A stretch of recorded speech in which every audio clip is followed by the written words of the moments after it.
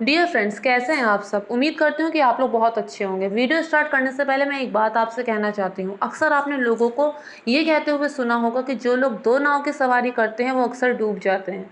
अक्सर आपने लोगों को ये कहते हुए सुना होगा कि अगर इंसान को सुख मिलना होता है तो पहले रिलेशन में ही मिल जाता है, उसके लिए दूसरा तीसरा चौथा एक्सपेरिमेंट करने की ज़रूरत नहीं होती। अक्सर ऐसा कहते हुए सुना होगा कि सब सोच विचार पहले की चीज़ें होती हैं। एक बार जब गठबंधन हो जाए तो उसके बाद सिर्फ उसे निभाने की बात की जाती है। कब तक? तब तक जब तक उसमें घरेलू हिंसा एंटर ना करे, क्योंकि एक बार जब घरेलू हिंसा एंटर कर जाती है तो उसके बाद उस रिलेशन को लंबा खींचने से कोई फ़ायदा नहीं होता। अक्सर ऐसा होता है कि लोग दूसरों को कुछ और एडवाइस देते हैं और अपने लिए उनके नियम कुछ और होते हैं। बात जब अपने बच्चों पर आती है तो वो बिना सोचे समझे तुरंत एक्शन ले लेते हैं, तुरंत वहाँ पर पहुँच जाते हैं। लेकिन जब बात दूसरों की आती है तो अक्सर चुप रहने की, अक्सर बर्दाश्त करने की, टोलरेट करने की, सहन करने की सलाह देते हैं। तो इस तरह की मानसिकता होती है लोगों की।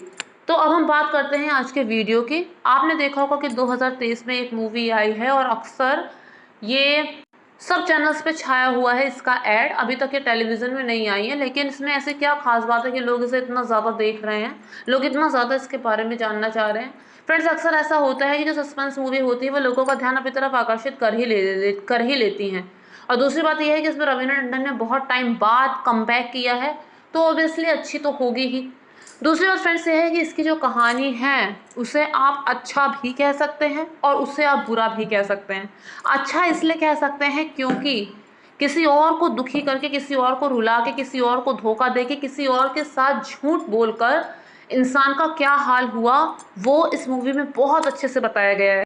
लेकिन बुरा हम इसलिए कह सकते हैं कि इंसान अगर कुछ गलत कर रहा है तो उसे सज़ा देने का हक सिर्फ न्यायालय का होता है। पता नहीं लोग क्यों जंगल राज की तरह सज़ा देने का हक अपने हाथ में ले लेते हैं।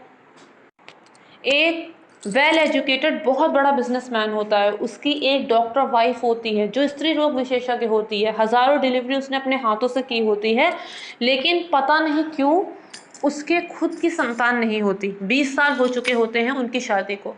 ये जो बिजनेसमैन होता है बीते 4 महीनों से किसी कम उम्र की लड़की के साथ रिलेशन में होता है और संयोग से वो पिता भी बनने वाला होता है।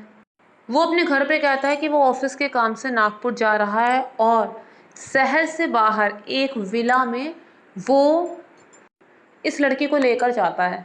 वहाँ उसे ये पता चलता है कि वो पिता बनने वाला है, जिस बात से वो बहुत खुश होता है। उस घर का, उस विला का जो केयर टेकर होता है वो उसको केक लेने के लिए शहर से बाहर जाने के लिए कहता है, क्योंकि वो इस बात को सेलिब्रेट करना चाहता है। लेकिन वो कहता है कि आज कई हिस्सों में भारी बारिश हुई, यातायात सब ठप हो गए हैं, मैं कैसे जा सकता हूँ। वो कहता है कि नहीं, तुम जल्दी जाओ और जल्दी आओ, और इस तरह से वो उसे वहाँ से भेज देता है। तभी तभी एक हादसा हो जाता है और हादसे में पहले माले से वो बिजनेसमैन गिर जाता है। सर पे गंभीर चोट आती है, एक पैर टूट जाता है। उस लड़की को कुछ समझ नहीं आ रहा होता है कि वो इस समय क्या करे। वो उससे कहता है कि गोविंद को फ़ोन लगाओ, एम्बुलेंस को फ़ोन लगाओ, लेकिन कोई भी फ़ोन नहीं लग रहा होता है, कुछ सिग्नल वीक होने की वजह से। और अगर फ़ोन लग भी जाता तो वहाँ पर कोई आ नहीं सकता था, क्योंकि उस समय ना कई शहरों में यातायात एकदम ठप हो जाता है, कोई आने को तैयार ही नहीं था। जिससे उसे मदद की उम्मीद थी हर जगह वो फ़ोन करके देख लेती है, लेकिन कोई या तो फ़ोन ही नहीं उठाता या फिर आने से मना कर देते हैं। अब हार कर उसे उसकी पत्नी को फ़ोन करना पड़ता है, क्योंकि इस समय उसको बचाने के लिए उसके पास और कोई ऑप्शन ही नहीं होता। वो उसकी पत्नी को फ़ोन करती है। वो पहले उससे पूछती है कि वो कौन है। वो कहती है कि होटल मैनेजर को फ़ोन दो, लेकिन वो कहते हैं कि वो अपनी विला में है जो शहर से बाहर है। मैं आपको बाद में बताऊंगी कि कौन है, बस इस समय उनकी जान खतरे में है और आप उन्हें बचा सकती हैं तो बचाने के लिए आ जाइए। इस तरह से वो उससे कहती है। वो कहती है कि मैं फ़ौरन एम्बुलेंस भेजती हूँ। वो सभी एम्बुलेंस सर्विसेज में फ़ोन करके देख लेती है, या तो कोई फ़ोन नहीं उठाता या फिर वहाँ जाने से मना कर देते हैं, क्योंकि यातायात सब ठप हो चुका होता है।